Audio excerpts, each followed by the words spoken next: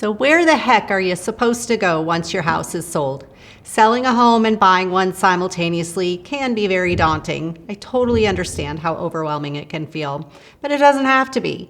Today, I want to talk to you about some options you may have to make sure that you aren't homeless in the process. Hi, my name is Jodi Wilson, and I've been a real estate agent in the Dallas-Fort Worth area for the last 9 years, and I've helped so many families navigate this situation. So let's get after it. But first, don't forget to like and subscribe to get more great content just like this. Okay, so preparation really is key. Before you dive into the process of selling and buying simultaneously, it's really important to ensure that your finances are in order.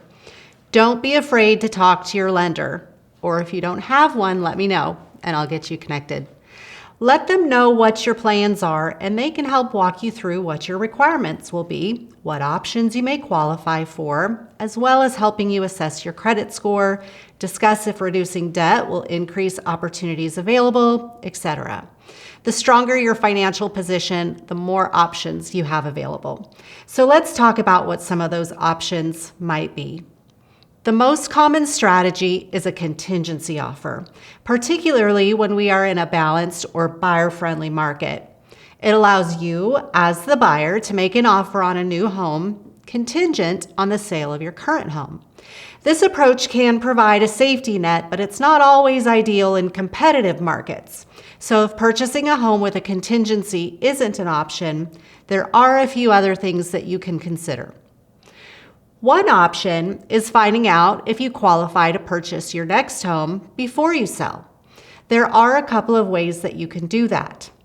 If you qualify and you have the required down payment plus your closing costs saved up, you could go ahead and purchase your next home before you sell your current one. While your initial mortgage payment would be higher, as soon as your current home sells, then you take the equity from the sale of the old house and you roll it into your new mortgage through something called recasting.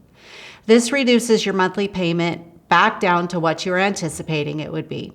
Recasting is a relatively inexpensive way to ensure that you don't have the stress of worrying about where you're going to go once your home sells. This is often one of the first suggestions that I have for my sellers, and I encourage you to reach out to your lender to find out if that's something that you qualify for.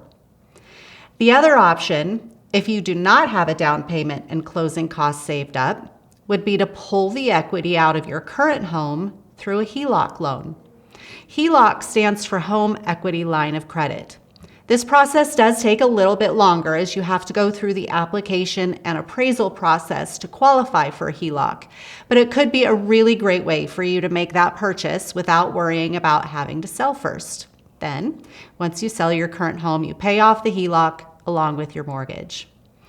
If none of those options are viable for you, there are a few others to consider. You could put your current home on the market, and upon receiving a contract, have your agent negotiate a lease back for you. A lease back allows you to rent the home back from the new owners at an agreed upon amount for generally a maximum of 60 days. Once your home is closed, this gives you the opportunity to look for your next home within about 30 days and then have about a 30-day closing period without the need for a contingency.